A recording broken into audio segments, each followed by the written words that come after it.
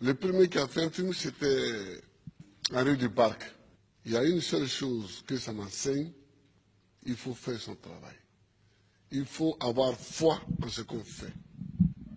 Moi, j'ai une foi en l'Afrique. C'est tout. Et je fais ce qui me semble bon pour l'Afrique. C'est ça que je fais. Le reste, c'est pas important.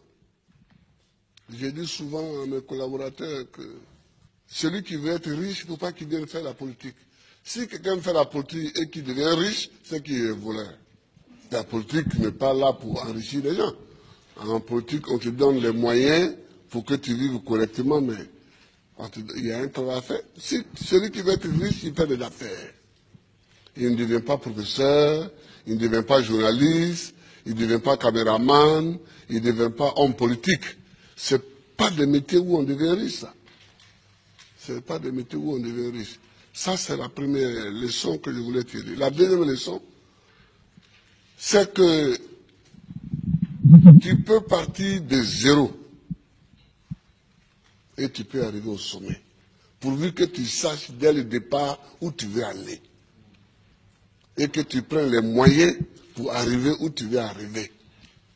Je me rappelle toujours d'une discussion que j'avais avec mes amis au lycée classique.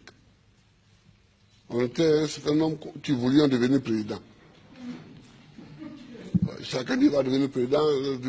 Et il y en a un qui m'a dit, moi je vais d'abord faire les affaires, parce que sans argent on ne peut pas faire la politique, on ne peut pas devenir président. Et je lui ai dit, moi, c'est parce que je ne vais pas faire les affaires, que je vais être pauvre, que je vais avoir les mains propres et que je vais devenir président. Aujourd'hui, mon ami, il a eu beaucoup d'argent, effectivement. Il a beaucoup d'argent, mais il n'est jamais devenu président. Il n'a jamais même été candidat. Voilà. Voilà, il n'a jamais été candidat. C'est-à-dire qu'il faut savoir ce que tu veux longtemps à l'avance.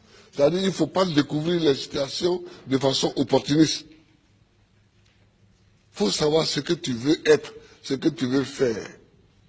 Et tu te traces ta ligne de conduite.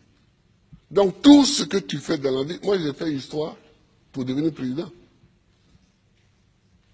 Sinon, la bourse qu'on m'a donnée pour aller en France, c'était pour faire professeur de latin et grec.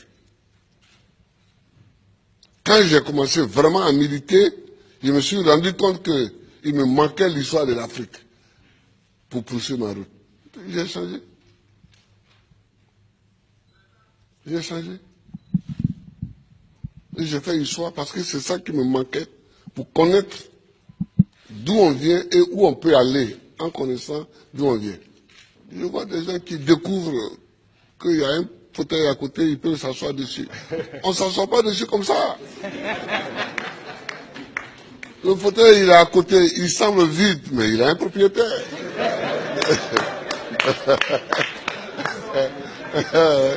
Il a un propriétaire. C'est quand tu veux t'asseoir dessus que tu te rends compte qu'il a un propriétaire. Et le propriétaire, il faut savoir que le propriétaire du fauteuil présidentiel, c'est le peuple. Il faut toujours savoir ça, que c'est le peuple. Tu as beau être ce que tu es, si tu ne sais pas que c'est le peuple, et que tu ne te conduis pas en conséquence, tu ne peux pas t'asseoir dessus. C'est tout ça que moi j'ai envie que les Africains sachent. Et puis, il faut aimer son pays, il faut aimer l'Afrique. Le président Laurent Gbagbo a aussi donné le sens de son combat pour l'émancipation et la dignité des Africains qui ont aussi droit, selon lui, à vivre heureux dans leur pays, qui regorge des richesses inestimables. L'Afrique est une terre qui a subi tellement d'épreuves. Je ne sais pas si dans le monde, il y en a qui ont subi autant d'épreuves que nous. Les Juifs aussi ont subi beaucoup d'épreuves. Mais nous, les Noirs africains, tout le monde s'est assis chez nous. Esclaves. Esclaves de maison. Esclaves de la traite négrière. Colonisés. Torturés culturellement. Parlant les langues des autres. Tout ça, décoloniser. Mais nous, on a des grands combats à mener. Et les grands combats que nous avons à mener, ce n'est pas pour se venger des gens, c'est pour au moins être homme aussi, comme les autres. C'est ça qu'on appelle la dignité. Quand tu passes, il faut qu'on sache au moins que c'est un homme qui passe. C'est tout. C'est tout ce que nous voulons. C'est tout ce que nous recherchons. On ne cherche pas à dominer ceux qui nous ont dominés hier, à nous venger d'eux, à faire ceci. Non, non, non. On veut qu'on reconnaisse que nous sommes des hommes au même titre que les autres. Mais ça, si nous-mêmes, on ne prend pas les moyens, qu'on est toujours chez eux en train de mendier, et que les gens, même, tu vas mettre l'argent chez eux en achetant les bâtiments, et puis eux-mêmes, ils te dénoncent. Que voilà un voleur. Comment? Je vous amène l'argent, vous me dénoncez. Mais je vous amènerai rien. Ah oui, moi quand je vois des chefs d'État africains qui sont dénoncés en Europe parce qu'ils ont investi en Europe, ça me fait pitié pour l'Afrique. Ça me fait pitié pour l'Afrique. Ça me fait pitié pour l'Afrique. Non, oh, il ne faut pas faire pitié. Il ne faut pas faire pitié. Quand tu passes, il faut qu'on dise que voilà un homme qui passe. C'est tout ce que nous cherchons aujourd'hui, c'est notre combat. Ça. Moi, si je ne passe pas les vacances en Europe, mais est-ce que je ne suis pas président? Je suis président. Si je mets mon pied sur un sol européen, c'est qu'il y a une réunion à laquelle je dois participer pour que la Côte d'Ivoire gagne quelque chose. Sinon, je cherche quoi chez les autres? Je ne cherche pas quelque chose chez les autres. Si Dieu m'a mis au monde ici, c'est que dans mon environnement ici, il y a tout ce qu'il faut pour que je vive. Mon combat, c'est pour la dignité. C'est pour la dignité.